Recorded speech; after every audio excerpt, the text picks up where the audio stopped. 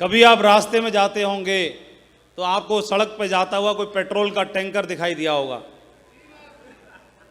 Petrol के tanker पे लिखा रहता है हाईली इनफ्लेमेबल, अति ज्वलनशील। क्या लिखा रहता है? ज्वलनशील नहीं, अति, मतलब चिंगारी ही काफी है। क्या काफी है? चिंगारी ही काफी है धमाका करने के लिए। दूर रहना, उसका हाईली इनफ्लेमेबल का मतलब है अत्यंत ज्वलनशील। चिंगारी ही काफी है धमाका करने के लिए। एक गुरुजी थे, अपने आश्रम में बैठा करते थे और सत्संग प्रवचन चलता रहता था। सत्संग प्रवचन चलता रहता, उसी गांव का एक छोटा सा बालक 8 साल का वहां आके बैठ जाता और मजीरा लेके बजाना शुरू कर देता, कीर्तन करना शुरू कर देता। बड़ा आनंद आता उसे। तो पहले तो सोचे गुरुजी ये बच्चा आ जाता है, पता नहीं क्या करता रहता है, बड़ा ताली बजाता रहता है, इसी एज में तो खेलना कूदना होना चाहिए। पहले थोड़ी बहुत देर के लिए आता था और प्रसाद वगैरह खा पी के भाग जाता था। फिर कई बार तो देखना शुरू किया गुरुजी ने कि ये तो 4-4 घंटे बैठा रहता है। उसकी मम्मी ढूंढते डांटते आती है, उसका नाम था रज्जक। तो मम्मी ढूंढती आती, रज्जक बेटा कहाँ गया रज्जक? रज्जक माँ ताली बजा रहा है। और गुरुदेव बोलते यार ये बड़ा बेटा जो है आपका शायद पिछले जन्म में कोई संत रहा होगा, तभी इसको 4-4 घंटा तक आनंद आता है, सत्संग में कीर्तन में आनंद आता है। तो बोले बाबा जी पता नहीं जो भी रहा होगा पिछले जन्म में, जब बाबा रहा होगा इस जन्म में ना बन जाए कहीं। इसको कान पकड़ के ले जाती है, उसको खींच के चल। अभी तो वो आ जाता, कई बार तो क्या होता पूरा दिन गोटी मार जाता, सवेरे आ जाता और उधरी पड़ा रहता उधरी, और जल्दी आता तो गाय होती थी उसको नहलाना शुरू कर देता और झाड़ू मार देता। आश्रम में बाबा जी का जो आसन चटाई थी उसको प्रॉपर बना करके रख देता और फल ला के रख देता और फूल ला के रख देता बाबा जी के लिए। तो देखते, क्योंकि वो बाकी आश्रम के जितने भी लोग थे साधु, उनको देखता रहता था, उनकी तरह हरकतें करना शुरू कर देता था। तो मम्मी पापा बड़े परेशान, ये बोला बाबा के पास जाके बैठ जाता है। और 8 साल का हो गया, फिर समय गुजरा और 1 साल गुजरा, 2 साल गुजरा, 3 साल गुजरे, और उसका मन जैसे जैसे वक्त गुजरता गया उसका मन और उधर लगता चला गया। अभी तो क्या होता था 4-4 दिन वहीं आश्रम में पड़ा रहता और घर वाले परेशान और बोले यार ये धीरे धीरे उसकी उम्र हो गई, 16 साल का हो गया और अभी तो उसने क्या किया, बाबा जी की तरह ही गेरुआ वस्त्र भी धारण करना शुरू कर दिया। उसकी मम्मी बड़ी परेशान हो गई, कहीं बाबा ही ना बन जाए। तो एक दिन गए मम्मी पापा दोनों और उसको पकड़ के लेके आए, बांध के, बोले चल बेटा घर। और घर पे उसका मन लगा रहे ऐसा कुछ समझाना शुरू कर दिया। देखो बेटा, गृहस्थ जीवन से अत्यंत उत्तम जीवन कोई नहीं होता।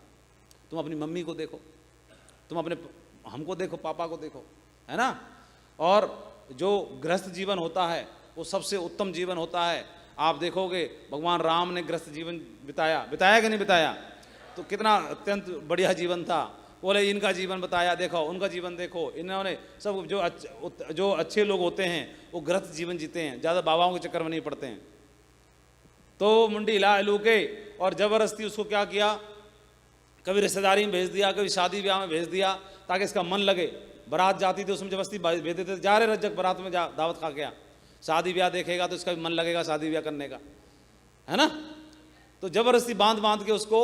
और एक दिन क्या हुआ उसके लिए, और रिश्तेदारी में लड़की देखना शुरू कर दी। बोले इसका ब्याह करो, निपटाओ इसको जल्दी से जल्दी। लड़की देखना शुरू, लड़की देख ली गई और रज्जक से बोला कैसी है, बढ़िया है? बोला हाँ बढ़िया है। बोले चल ठीक है, फिर हम ही भर तेरा ब्याह कराते हैं। शादी तय पक्की, ब्याह पक्का हो गया और रज्जक की शादियों की तैयारियां होना शुरू, पूरा घर सजना शुरू और टेंट वेंट आना शुरू, घोड़ी आ गई और रज्जक के सिर पे मोहरा बंध गया। सिर पे मोहरा बांध करके और रज्जक दूल्हा की ड्रेस पहन के तैयार, हल्दी लग चुकी है, हाथों में मेहंदी लग चुकी है और रज्जक के हाथों में चाकू है दूल्हा वाला और तैयार हो चुका है कटार लेकर के और दुल्हन ले जाने के लिए। और घोड़े पे सवार होके और घर से निकासी हो रही है, बारात बैंड बाजा तैयार है, ढोल पीटा और जो भी रिश्तेदार थे वो सब तैयार हैं, दुल्हनिया लेने के लिए जा रहे हैं। इतनी देर में क्या हुआ, जो संत थे वो संत वहां पर पहुंच गए। और जैसे ही संत पहुंच गए तो रज्जक एकदम दमदार चेला था, तुरंत 3 सेकंड में घोड़ी से सीधा जंप लगा के नीचे, घोड़ी से सीधा जंप। ये नहीं कि गुरुजी अब तो मैं घोड़ा पे सवार हो ही गया हूं, क्या करूं, ठीक है ऊपर से ही सल्यूट मार ले, सो ना, सीधा 3 सेकंड से पहले घोड़ी से नीचे और गुरुजी के चरणों में दंडवत। तो गुरुदेव बोले, रज्जक ने गज्जब कियो, रज्जक ने गज्जब कियो, सिर पे बांधे मोर और चला था हरि भजन को, किया नरक को ठौर। जैसे ये लाइन सुनी,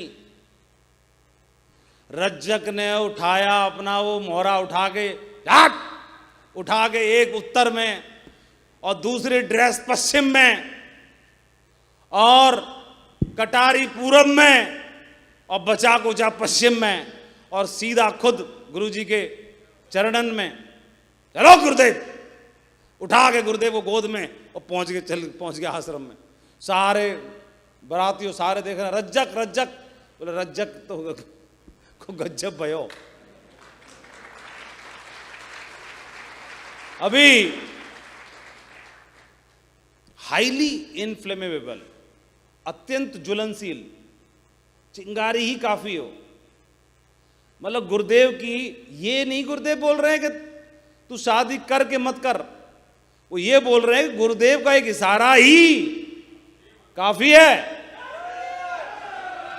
एक और ये उसके अंदर होगा जो रज्जक टाइप का होगा, जिसको ऐसा नहीं कि भाला भी चुबा दो तो कुछ ना हो, जड़ा दे, ऐसा चाहिए कि बात भी चुभ जाए। पतली चमड़ी वाला रज्जक, बात भी चुभ जाए, अत्यंत ज्वलनशील। ऐसा ही किसी भी क्षेत्र में डाल दो उसको, उसी क्षेत्र में नाम कर देगा, उसी क्षेत्र में इतिहास बना देगा। दार्शनिक प्रवृत्ति का नहीं चाहिए। दार्शनिक क्या होता है? फिलोसफर क्या करेगा कि वो हर चीज की में बाल की खाल निकालेगा। अत्यंत विचारणीय नहीं चाहिए। एक आदमी फौज में भर्ती हो गया, दार्शनिक टाइप का। कहां पे भर्ती हो गया? फौज में। और फौज में सुबह सवेरे पीटी हो रही है, परेड है, कप्तान ने बोला दाहे मुड़, तो पूरी बटालियन दाहे मुड़ गई। और ये सोच रहा है दार्शनिक कि दाहें क्यों मुड़ने के लिए बोला, पहले बाहें क्यों नहीं बोला, और यदि दाहें मुड़ा जाए तो इसका क्या प्रभाव होता होगा, और यदि पहले बाहें मुड़ा जाए तो क्या प्रभाव होगा। और ऐसा पूरी परेड खराब कर देगा कि नहीं कर देगा? कोई है फौजी? अच्छा यही फौजी था, अच्छा अब पता चली। सही बताओ, ये पीछे वाले एक आध फौजी है कि नहीं है? खड़ा ही नहीं हो रहा। सही बताओ, खराब कर देगा कि नहीं कर देगा ऐसा बंदा? बेकार कर देगा। कप्तान को चिढ़ आएगी कि नहीं आएगी? क्या होगा उसके संग? अरे पनिशमेंट होगा कि सीधा उसका बोले ओए टोपा, टोपी। बोला क्या है भाई? बोला नहीं दाहें नहीं बाहें के लिए सोच रहे थे हम। बोला उठा इसको। और कप्तान ने उठा के उसकी जो ट्रांसफर था वो मैस में कर दिया। पोस्टिंग कहां कर दी? बेटा तू रोटी बेलेगा ना तब तेरे घुटने में तेरे कल आएगी। इसकी कहां पे पोस्टिंग? सीधी मैस में। और मैस में किसके अंडर में? कुक के अंडर में, खाना बनाने वाले के अंडर में भेज दिया उसको। तो जो रसोईया था उसको काम सौंप के गया मटर छीलने का। मैं जा रहा हूं, शाम का खाना बनेगा, मटर छील के तैयार रखना। और मटर छीलने का काम किसी दार्शनिक आदमी को दे दिया जाए। उसको बोला गया कि तेरे को एक काम करना है कि छोटी मटर एक तरफ कर लेना और बड़े दाने एक तरफ कर लेना। छोटे दाने एक तरफ कर लेना, बड़े दाने एक तरफ कर लेना, छांट के रखना छील के। तो रसोईया लौट के आया 2.5 घंटे में, और ये दार्शनिक एक मटर का दाना हाथ में पकड़ के ऐसे देख रहा है। मुंह फाड़ के, और देखा कि कोई मटर वटर कुछ छिली नहीं है, ना दाने इधर है ना उधर है, 4-5 कुछ मटर छिली हुई पड़ी है, बिखरी हुई। रसोईया ने पूछा, हाँ भाई ये क्या हुआ 2.5 घंटा में? बोला आपने बोला था कि छोटे दाने एक तरफ, बड़े दाने एक तरफ, अचानक से बीच का दाना आ गया, मैं सोच रहा हूं कि इसको कहां रखूं।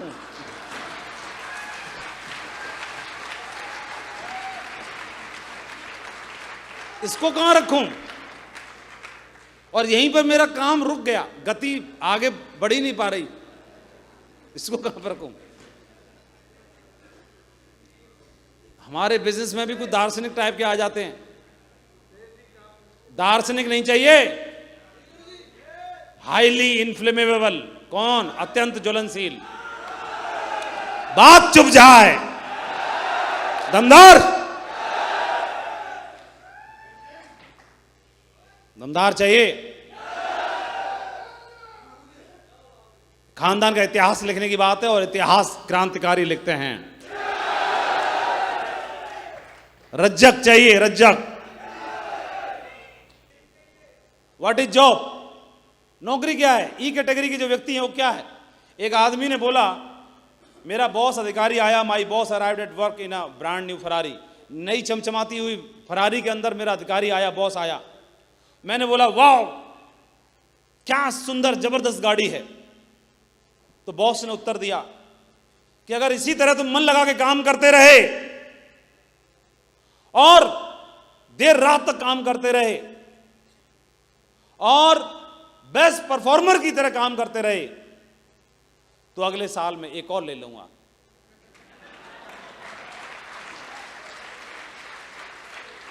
कौन लेगा? अगर नौकरी में मन लगा के काम करते रहेंगे तो अधिकारी तो लेगा। कौन लेगा? हाँ, और यहां अगर मन लगा के काम कर लिया तो चमचमाती हुई जगुआर किसके दरवाजे पे खड़ी होगी? किसके दरवाजे पे खड़ी होगी? कृष्णपाल जी की जगुआर का रिकॉर्ड कौन तोड़ने की हिम्मत रखता है? कोई रज्जक है? किसी में दम पानी है? किसमें? अभी दिख नहीं रहा है, दम है किसी में? चलो, थैंक यू दोस्तों, नमस्कार। बहुत बहुत धन्यवाद महागुरु जी, आपने बोलने का मौका दिया। नाम मेरा विक्रम सिंह है मेरे साथियों, और इस बिजनेस में जब मैं आया आर्मी के अंदर जॉब किया करता था। यशनो यशनो, और आर्मी के जॉब में हवलदार था, साइपर हवलदार।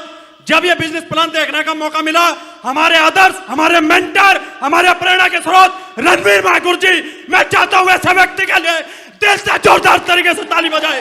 जोरदार जोरदार तरीके से। महागुरु जी मिशन बना रखा है। जिस दिन बिजनेस प्लान देखने का मौका मिला, 6 महीने इस बिजनेस को पार्ट टाइम किया। 54 लोगों की टीम पे इंडियन आर्मी की नौकरी को लेफ्ट करके आया था 2.5 साल पहले, आज से 2.5 साल पहले। और महागुरु जी ये मिशन है, आईडी के ऊपर ओपल है, कुछ समय के बाद डायमंड आ जाएगा। यह विक्रम सिंह साला साल बाप की औलाद नहीं, कुछ भी करना पड़े महागुरु जी, कुछ भी करना पड़े, जगुआर कार से डायमंड शिप कराएगा। ये कसम है अपने आप से, ये कसम है, और क्या वादा है गुरु जी, कुछ भी करना पड़े, जगुआर कार आएगी, जगुआर कार आएगी, जगुआर कार आएगी महागुरु जी, जगुआर कार लेके आऊंगा महागुरु जी, कुछ भी करना पड़े महागुरु जी, आएगी महागुरु जी, क्या वादा है महागुरु जी अपने आप से, कुछ भी करना पड़े महागुरु जी, ये अपने आप से प्रण है महागुरु जी। जगुआर कार आएगी, आएगी, आएगी महागुरु जी, आएगी महागुरु जी, लेके आऊंगा महागुरु जी, डायमंड शिप जगुआर कार से कराऊंगा। बहुत बढ़िया, शाबाश, बहुत बढ़िया। लेके जाओ टाइगर को, शेर है, दम है टाइगर में। बैठ जाओ। सो इसलिए बड़ी जगुआर लाने के लिए, बड़ा काम करने के लिए छोटे छोटे बदलाव करने होते हैं। अपनी मानसिकता को बिजनेसमैन की मानसिकता में बदलना होता है। किसी भी लेवल की ट्रेनिंग हो, किसी भी लेवल की मीटिंग हो, मुझे याद है कोई मीटिंग होती थी गोल्ड लेवल पर, दिशा ट्रेनिंग की बात थी, जसवीर का नंबर ही नहीं पड़ा। पहले सिल्वर गए थे, तब पहले सिल्वर था तो गोल्ड लेवल की मीटिंग थी, नहीं जा पाया बेचारा, और पूजा अर्चना करते रह गए। उसके बाद में फिर नंबर पड़ा तो पर लेवल के जाएंगे, अगली बार भी नंबर नहीं पढ़ पाया, और अगली बार जैसे तैसे नंबर आया 2-3 साल के बाद में तो ट्रेनिंग छूट गई। सादाबाद से गांव से पोथा पन्ना लेके अपना बैग झोला लेके डंडा लेके अपना निकले थे, और निकलते निकलते 2 बजे ट्रेन थी, और वहां पर 2 बजे में 5 मिनट बाद पहुंच पाए तो ट्रेन छूट गई। और ये यहां पर हैं, जैसे दिलवाले दुल्हनिया की काजोल प्लेटफॉर्म पर रह गई और ट्रेन चलती। अब उसमें उसमें तो शाहरुख खान था, उसका राहुल था जो उसे हाथ पकड़ के थाम लेगा, लेकिन इस वाली दुल्हनिया के लिए कोई होना चाहिए। तो हमारे बिजनेस में तो अपलायन ही ऐसा हो सकता है, और इनको ट्रेन में चढ़ाने के लिए चेन पुलिंग कर दी गई, जो होगा देखा जाएगा। जैसे तैसे करके चेन पुलिंग करके टाइगर मुश्किल से चढ़ पाया, तब सांस में सांस ली। तो मीटिंग के लिए बहुत ही पागल रहते थे। एक मानसिकता यह भी है कि मीटिंग का मतलब, कोई भी आदमी अपने व्यापार को बढ़ाने के लिए मीटिंग का मतलब यह होता है कि हम कौन से एंगल से सोच रहे हैं और कौन से एंगल से हमें सोचना चाहिए। मैं इस एंगल से सोच रहा हूं, मैं कौन से एंगल से सोच रहा हूं, यह महत्वपूर्ण नहीं है। महत्वपूर्ण यह है कि मुझे किस एंगल से सोचना चाहिए। और कोई भी मीटिंग मेरे एंगल को, मेरे डायरेक्शन को, मेरे एंटीना को बिल्कुल सेट करने का काम करती है। मैं एक बार किसी मीटिंग में गया तो परमानेंट मेरा एंटीना सेट नहीं हो पाएगा, कुछ दिन रहेगा, फोकस रहेगा। कितना भी दुनिया का सबसे महंगा से महंगा कैमरा खरीद लो, 1 लाख रुपए से लेकर 1 करोड़ तक का, हर लेंस पर उसका फोकस हर बार सेट करना होता है। आप काम करेंगे दुनिया में जब भी, हर बार हमें फोकस होने की जरूरत होती है। मेरा मूल्य कितना भी बढ़ जाए, मैं कितना भी बड़ा हो जाऊं, मुझे हर बार मेरे फोकस को सेट करने की आवश्यकता होगी। और जो अनुभवी होगा वही मीटिंग के माध्यम से ही मेरे फोकस सेट हो सकता है। इसलिए बार बार मीटिंग की आवश्यकता होती है। मीटिंग में ही मुझे डायरेक्शन सही मिलने वाला है। मैं क्या सोच रहा था ये इंपॉर्टेंट नहीं है, मुझे क्या सोचना चाहिए ये बहुत महत्वपूर्ण है। क्योंकि जैसे पहले मैं जूनियर होता हूं तो मेरी जिम्मेदारी होती है सीनियर बनने की, टीम बनाने की, और जैसे ही मैं सीनियर बन जाता हूं अब मेरी जिम्मेदारी हो जाती है, अब मैं अकेला नहीं हूं, मेरे साथ सैकड़ों और हजारों लोगों का साथ है। उनको सही डायरेक्शन देने के लिए भी मुझे अब सही डायरेक्शन पर रहने की आवश्यकता होती है। इसलिए हर बार मीटिंग की आवश्यकता होती है, बार बार मीटिंग की आवश्यकता होती है। एक एटीट्यूड ये होता है, अरे मीटिंग में क्या है, वही होगा, अपनी बातें स्लाइड प्लाइड लगा लू के दाएं बाएं घुमा घुमू के वही बातें बताई जाएंगी। बातें तो वही बताई जाएंगी, लेकिन उन्हीं बातों से पिछली बार तुम्हारा दिमाग सही डायरेक्शन में आया था और वहां से वहां पहुंच गए। इस बार फिर वही बातें होंगी, फिर वही बातों से दिमाग का डायरेक्शन फिर से सही होगा और फिर से एक बार और जंप लगाओगे। इसलिए हर बार उस मीटिंग की आवश्यकता होती है, हर बार। और तो हमें मालकियत वाली सोच रखने की आवश्यकता होगी।